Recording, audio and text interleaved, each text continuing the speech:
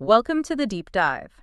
If you've ever felt like your brain is just perpetually operating in this low-grade, frantic panic, Oh, absolutely. jumping from one notification to the next, then you know exactly what it feels like to struggle with thinking power. Yeah. It sounds like such an abstract thing, almost mythical, like something you either have or you don't. And that right there is the core misconception we really want to dismantle today. Okay. We are diving into a fantastic, really practical guide that proves that enhancing your intelligence, or maybe more accurately, your cognitive efficiency, it doesn't require some kind of innate genius. Or mental superpowers. Exactly. The source material is just definitive on this. Thinking power is not magic. It's a skill. I really appreciate that clarity. If it's a skill, that means it can be trained, it can be polished, systematically improved, like learning an instrument or a sport. That's the perfect analogy. And that is our mission today, to take the 5 deceptively simple, intentional steps that are outlined in our sources and just analyze exactly how they combine. How they form a real skill set. Yes, a high-yield, day-to-day skill set for rapid cognitive improvement. We want to show you the operating manual for thinking better. And we're trying to move beyond that vague advice of just be smarter. Right, which is useless. It is. We're focusing on maximizing your cognitive efficiency. For you, the listener, this means gaining immediate, actionable techniques. A real toolkit for thinking more clearly, more strongly, and with less mental friction starting today. And we can actually summarize this entire system, this cognitive improvement system, into 5 integrated pillars. That's right. We're going to unpack each one thoroughly. The foundational step of slowing down. Crucial. The ignition mechanism of asking small questions. The daily exercise of reading. The clarification process of talking about your ideas. And finally, the essential maintenance phase of resting your mind. And these steps are designed to build mental discipline from the ground up. And the one we have to address first is, well, it's often the hardest to implement in a 21st century context. I can believe that. Establishing the foundation of clarity. Let's start right there with the immediate paradox that the source material presents. It says, many people think fast, but not clearly. That is the intellectual speed trap. We are so culturally conditioned to believe that rapid thought equals competence, right? Oh, completely. Speed is king. And yet the source suggests speed is actually the enemy of deep, considered thought. It's the difference between what people in behavioral economics call System 1 and System 2 thinking. Okay, break that down for us. Well, System 1 is fast, it's automatic, intuitive, and often just reactive. The modern world, social media, notifications, urgent emails, it pushes us almost entirely into System 1. All the time. All the time. But true thinking power, what we'd call System 2, that's slow. It's deliberate, logical, and it requires real cognitive effort. So we're sacrificing quality for speed? We are, and we don't even realize how messy that resulting thought process is. So if the goal is to shift into that system 2, that deeper thinking, or to just achieve some stillness, how do we physically do that? How do we make that shift happen? It can't just be a philosophical wish. No, and that's where the source provides these wonderfully practical physical interventions. It's so low friction. It says, take a deep breath. Pause for a moment. That's it? That's the start. Think of this as pressing a physical reset button on your nervous system. Okay. When you take a deep, the diaphragmatic breath, you're intentionally signaling to your central nervous system that the immediate crisis is over. You're calming the fight or flight response. You're calming the fight or flight response, exactly. You reduce the physical symptoms of stress that trigger that reactive, messy System 1 thinking. And that pause, that single moment, that allows us to create what the guide calls space. Which is interesting. We tend to view the mind as this relentless machine that should always be at maximum capacity. So why is giving the mind space so essential for this transition? That space is everything. I mean, when your mind is rushing, it's not just processing information quickly, it's retrieving thoughts, anxieties, unrelated memories, data points, all at the same time. It's just cognitive clutter. It's complete cognitive clutter. So by imposing that physical pause, you are creating a kind of temporal buffer zone. You stop the input flow just for a moment, and that allows the existing cognitive load to just settle. Ah, I see. This is the moment where reflective thought can actually begin. You're giving your mind permission to sort rather than just collect. It's like, if I can use an analogy, trying to read a document that's submerged in turbid, swirling water. That's the rushing mind. Yeah, that's a great one. And the pause is the moment you turn off the pump and you just allow all that sediment to fall. Exactly. But what happens when that sediment actually settles? How does the quality of our thought change? The source details 3 really powerful qualitative shifts. Your thoughts become cleaner, softer, and easier to understand. Okay, cleaner makes obvious sense. You eliminate the irrelevant noise, the distracting data points, the anxieties that have nothing to do with the problem at hand. Right. But I want to spend a little time on softer. That's a fascinating word to describe a cognitive process. What is the source defining as mental friction and resistance? Mental friction is that internal resistance that's created by urgency or self-criticism or these aggressive goals we set for ourselves. Rushed thoughts are often sharp. They're critical. They're judgmental of ourselves and of external situations. So a softer thought is what? A softer thought is one that's explored with less pressure, with fewer internal demands for some immediate, perfect solution. It's more contemplative. And that calmness would drastically affect how you interact with complex information or even conflict. It does. Can I give you a practical example? Please. Think about a team decision-making meeting or a conflict resolution scenario. When you rush a thought, your immediate output is usually defensive or it seeks to find fault. Right. Who's to blame? Who's to blame? That sharpness increases the external friction in the room. But when you apply the pause and you allow the thought to soften, you move from a defensive mindset, I need to prove I'm right, to an exploratory one. I need to understand the situation. Exactly. The softer thought is the one that allows for genuine empathy, for acknowledging the complexity of the issue rather than just, reducing it to a win or lose equation. So cleaner, softer thoughts are inherently more collaborative. And more deeply analytical, which means the resulting decisions are just more robust. So the immediate outcome of slowing down isn't just personal mental calm, it's improved external interaction and better processing of complexity. Yes. And because of that quiet clarity, the thoughts then become easier to understand. Yes. Easier for you internally, but also critically, easier to articulate externally. Rushed thoughts often lack sequential logic. They jump all over the place. They're chaotic. They are. The calmness forces a kind of linearity, which is the foundation of clear communication, something we'll explore later. But the core point is this.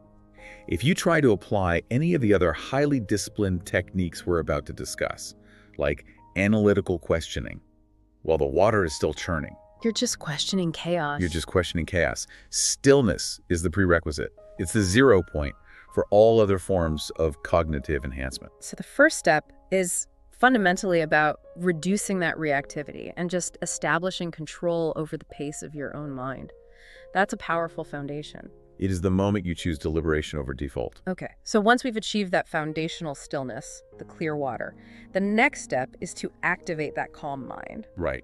The source establishes that good thinking starts with good questions. And the wonderful relief here is that they don't have to be these big philosophical dilemmas. Small, sharp questions are enough. They serve as immediate analytical frameworks. Exactly. And this is a really crucial distinction. We often fear big questions because they feel unanswerable. They paralyze us. Right, what is the meaning of life? I'm not going to solve that by Tuesday. Exactly. Yeah. But the guide champions these micro-inquiries because they are highly functional interrupters. They stop the passive acceptance of information or habit, and they initiate a deliberate processing sequence. So they're like a cognitive scalpel. Small but precise. That's a great way to put it. Let's dedicate some time to breaking down the 3 specific, immediate analytical tools that the source provides. They offer a pretty comprehensive framework for checking purpose, priority, and possibility. Right. So the first question is the challenge to momentum. Why am I doing this? This is the fundamental check on purpose and intent. We waste enormous mental energy just operating on autopilot, driven by inertia or tradition. Or just because it's what we did yesterday. Precisely. If you ask this question and the answer is not aligned with a clear, conscious goal, you recognize immediately that your actions lack a cognitive vector. They're just drifting. And crucially, applying this question immediately disrupts poor thinking habits. Let's imagine a really common scenario. You're stuck in a meeting where the conversation has just drifted wildly off topic for 20 minutes. A perfect scenario. We've all been there. Right. So in that moment of drift, applying, why are we doing this? Yeah. Forces the mind to snap back to the stated purpose of the meeting. If the purpose was to finalize the Q3 budget, The question immediately strips away the irrelevant discussion about the new coffee machine in the office. It forces metacognition. Yes, thinking about your thinking. Yeah. And it returns the focus to the highest value activity. It prevents that scattering of focus, which is really the hallmark of weak thinking. Okay, so the second question then narrows that focus. What is the most important thing right now? This one is all about prioritization. And this is the essential tool for fighting complexity. When you're facing a complex task or just a sprawling to-do list, people often engage in what's called task substitution. Doing the easy stuff first. Doing the easy, low-impact tasks instead of the hard, high-impact ones. So asking, what is the most important thing, forces an immediate and sometimes brutal ranking. I see. It saves your cognitive bandwidth by preventing you from cycling through 11 different tasks. It forces you to put the weight of your attention on the single leverage point that's going to yield the biggest result. So strong thinking is fundamentally about resource allocation. It is. And this question manages that allocation perfectly. And then the third question is the antidote to mental rigidity. Is there another way to do it? Yes, this introduces the concept of possibility. It forces lateral thinking. What do you mean by that? Well, when we are rushed or stressed, the very conditions that Section 1 seeks to eliminate, we default to the most habitual solution because it requires the least energy. The path of least resistance? Always. Yeah. The another way question is a mandatory rejection of that status quo. Even if you ultimately confirm the first way is the best way, the act of just considering alternatives strengthens the neural pathways for flexibility and innovation. So you're training your brain to generate options. Which is the core difference between just reacting and actually problem solving. So we have a complete suite here. Check alignment, check priority, and check flexibility. Now let's explore the mechanism behind this. The source describes a sequence. The mind wakes up, it becomes active, and then it becomes curious. What is happening physiologically during this three-step ignition sequence? Well, when the mind is passive, just receiving data, it's cognitively inexpensive, but it's dull. Asking a question is a demand for processing. That demand is the waking up. It's the brain immediately allocating attention resources. And that moves us into the active state, which involves the frontal lobe engaging in analytical work. And what about the transition into curiosity? Curiosity is the engine of sustained, high-quality thought. When the mind is truly curious, it shifts from being a mere recipient of information to being an investigator. I like that. It actively searches for patterns, for discrepancies, for connections between all these disparate pieces of data. Curiosity is essentially the pursuit of new knowledge. And that pursuit necessitates a much higher level of cognitive engagement than just retrieving old knowledge. And that's what drives deeper learning and better memory. Better memory consolidation, absolutely. So if stillness provides the clean, clear environment, and these three questions provide the analytical structure, then the curiosity they ignite is the sustained fuel for making your thinking stronger. Precisely. If you are not asking questions, you are simply accepting the world as it's presented to you. If you are asking questions, you are actively remodeling your understanding of the world. Wow. And the guide emphasizes that this strength building starts not with some grand inquiry, but with the immediate application of these three small surgical questions. Okay, so we move now from that ignition phase to, I guess, the sustained maintenance phase. Consistent training. The source makes a very strong and I think appealing comparison. Reading is like physical exercise for the brain. We need to focus on how this consistency builds cognitive muscle. Yet the analogy really holds up. Just like physical exercise, the neurological pathways involved in reading from decoding symbols on a page to integrating new information into long-term memory, they require constant, consistent engagement to maintain peak performance. So if you stop lifting weights, the muscle atrophies. Exactly. And if you stop challenging your brain with new text, your processing speed and your vocabulary begin to dull. It's the same principle. What's brilliant about this guide, though, is the low barrier to entry. We're often so intimidated by the idea of reading as an exercise because we picture committing to these huge, dense volumes. And the source rightly just obliterates that hurdle. The emphasis is entirely on consistency over volume. 5 minutes a day is enough. It's just 5 minutes. Just 5 minutes. And this is so important for adherence. We can always find 5 minutes. It transforms reading from some monumental weekend project into a small daily ritual. And the content flexibility is key too, right? It doesn't have to be overwhelming. Not at all. An article, a short paragraph, even a story suffices. The goal isn't just consumption. The goal is exposure to newness. So if the commitment is that small, The payout must be disproportionately large to justify calling it a daily workout. It is. The source identifies a triple benefit that shows how reading strengthens the mind so comprehensively. This is where we see the holistic impact. The first gain is the most measurable one. Learning new words. Vocabulary. Vocabulary. We often underestimate the connection between language and thought. If you lack the vocabulary to define or describe a complex idea, say a specific nuanced emotion or a technical process, you cannot think about it clearly. Because language is the building block of conscious thought. It's the building block.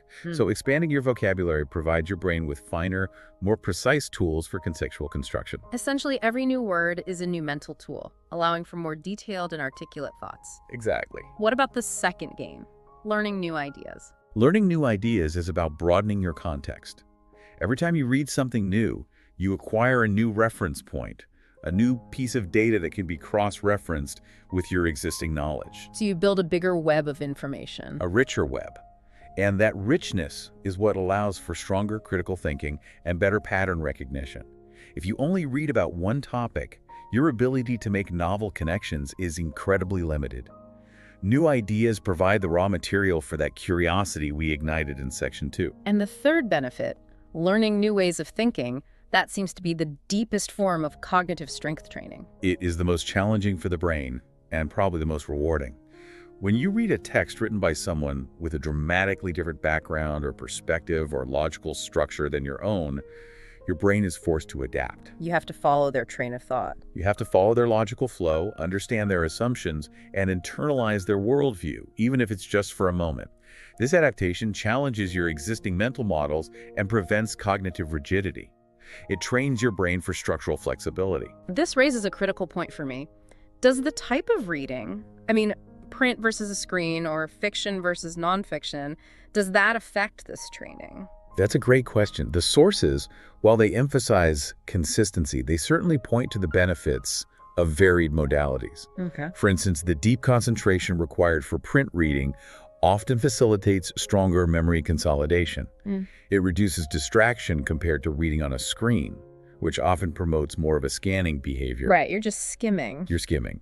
And fiction, while maybe not offering new ideas in a factual sense, is phenomenal for training new ways of thinking because it forces the brain into empathetic perspective taking. It strengthens our theory of mind. And nonfiction for the new words and ideas. Exactly. A balanced diet is always best for optimal cognitive training. So it sounds like the cumulative effect is what really matters here. The source notes that small reading creates big improvement.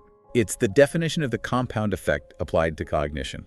5 minutes seems insignificant, but over a year, that translates into thousands of new words, hundreds of new concepts, and continuous flexibility training for your mental models. It's not about the depth of the initial dip into the material. No, it's about the continuous, gentle friction that maintains the sharpness of the edge.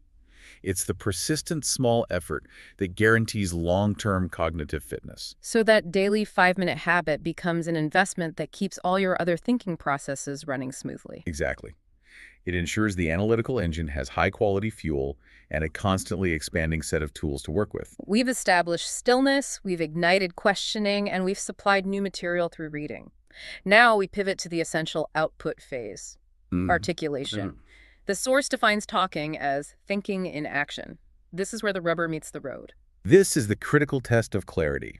We harbor this illusion that our thoughts are coherent inside our own heads, but that illusion shatters the moment we are forced to vocalize them. Why is that? Well, internal thought allows for non-linear associational leaps.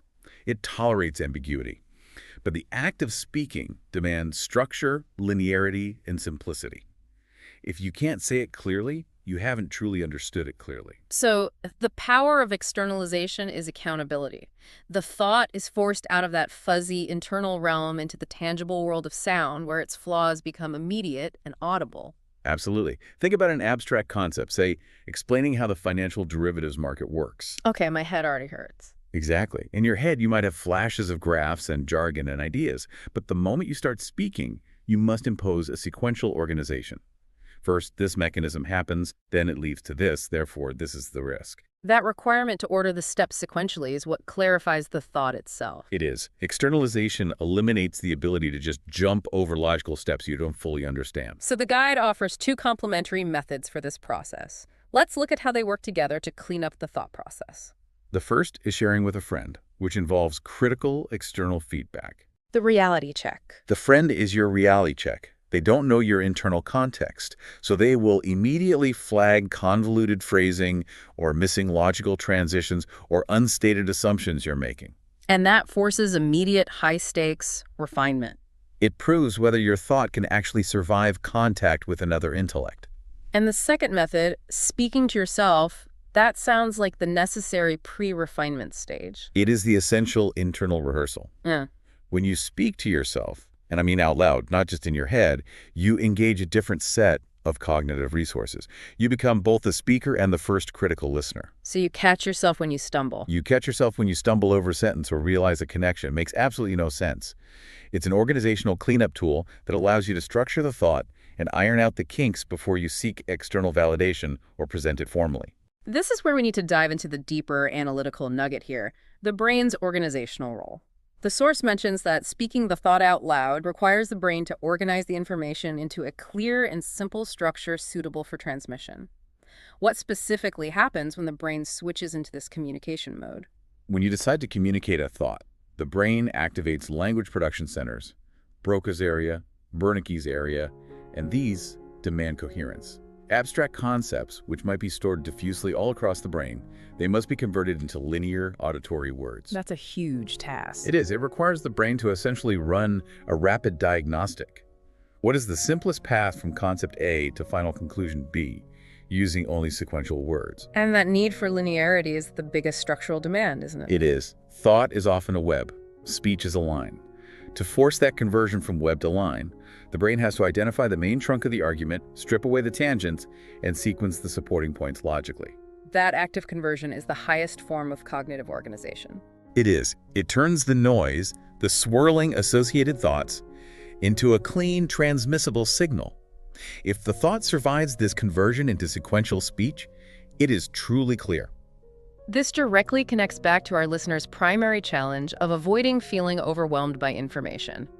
If a problem feels too large and complicated, the act of articulation becomes the mandatory filtering step that ensures simplicity. Absolutely. If you're overwhelmed, it means your thinking is disorganized. If you force yourself to explain the overwhelming problem to a 5-year-old, or even just to the wall, you have to find the simplest core structure. It's forced clarity. Talking is the application of external pressure to guarantee structural coherence. It moves you from passively having a thought to actively owning a structured idea. It's the final crucible for clarity before putting that idea into action. Precisely. If you can talk it through simply, you are ready. We've covered the entire cycle of active enhancement, slowing down, questioning, learning, and articulating. Now we reach the critical, non-negotiable step, maintenance. The source establishes this fundamental truth. The brain needs rest to think well. And this step is usually the first to be sacrificed on the altar of productivity, yet it is arguably the most essential for long-term cognitive performance. Why is that?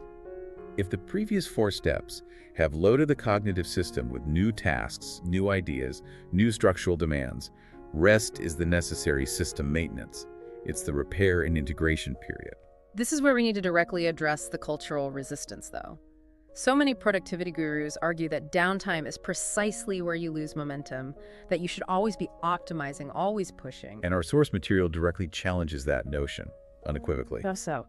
The guide reframes rest not as a lack of activity, but as essential preparatory activity. I like that. The high achiever mindset views breaks as an indulgence, but cognitively they are mandatory for 2 reasons: replenishment and integration. So momentum without maintenance leads to burnout. And reduced clarity. The brain is not a machine that can run indefinitely without a system reboot. If you skip this, all the learning and organization you did in the previous steps will be poorly retained and poorly executed. So we need to define effective rest. It's not just collapsing in front of a screen. What are the specific forms of rest that help the mind reset? The guide identifies 3 crucial forms: sleep, breaks, and quiet moments. Sleep is the deep system repair. This is when the brain literally consolidates memories, prunes unnecessary neural connections, and clears out metabolic waste products. It's a physical process of creating clarity. And breaks. Breaks are short, intentional interruptions, stepping away from the task to reduce attentional fatigue and allow the mind to drift slightly. And the quiet moments, that's different from a break. It can be. Quiet moments are the deliberate rejection of sensory input. No phone, no music, no conversations.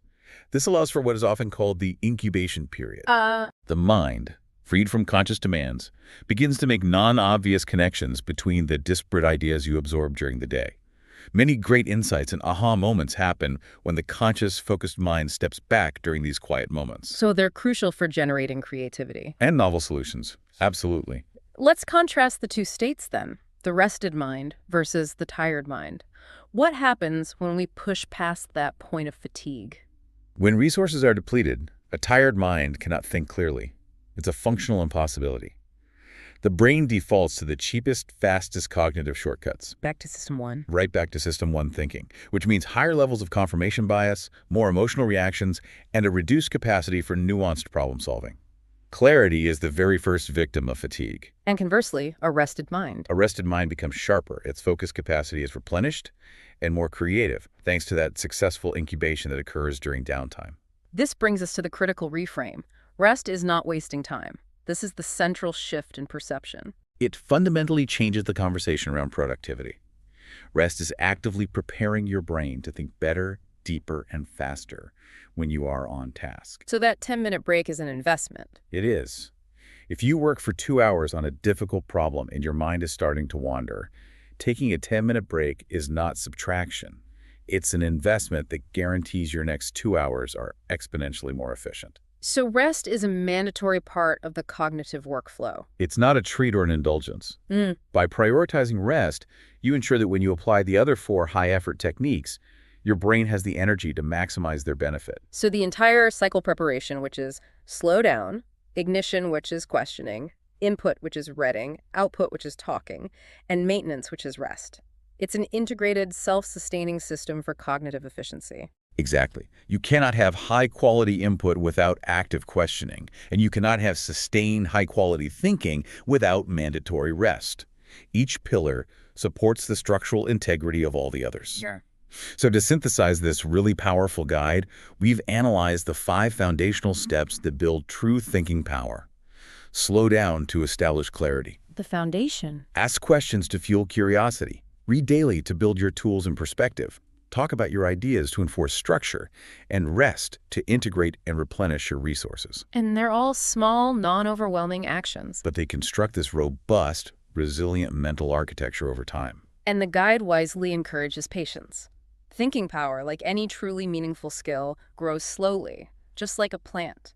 You won't master deep, clear thought overnight. This requires us to adjust our expectations and, well, give it time. We have to recognize that we are fighting a lifetime of cognitive habits that prize speed over depth. The improvement is subtle. It's subtle, it's cumulative, and it's incremental. Yeah. But it is permanent when it's consistently applied. And it absolutely requires effort and intentionality. Give it care. And care means adhering to that 5-minute reading ritual, consciously taking that deep breath before reacting to a provocation, and crucially, treating sleep and quiet breaks as necessary strategic preparation, not luxury time. And we can reaffirm that simple promise every day through the intentional application of these small integrated actions. Your mind becomes a little stronger, a little clearer, and much more efficient. It's marginal gains applied to your most important asset. Exactly. So we want to leave you with one final provocative thought, something that ties back to the tension we established at the very start of this deep dive. Okay. Since thinking is a skill that requires both rigorous exercise, the reading and questioning, and deliberate preparation, the rest and the slowing down, what ingrained assumption are you currently holding about the speed of your thinking that might be the single biggest obstacle to your clarity? That's a great question to reflect on. Are you measuring your success by how fast you move or by how clearly you move? Because the fastest thinker is often the most reckless. While the strongest thinker is the one who understands the power of the pause. Thank you for joining us for this deep dive. We hope this 5-pillar framework provides the foundation you need to start sharpening your thinking power immediately.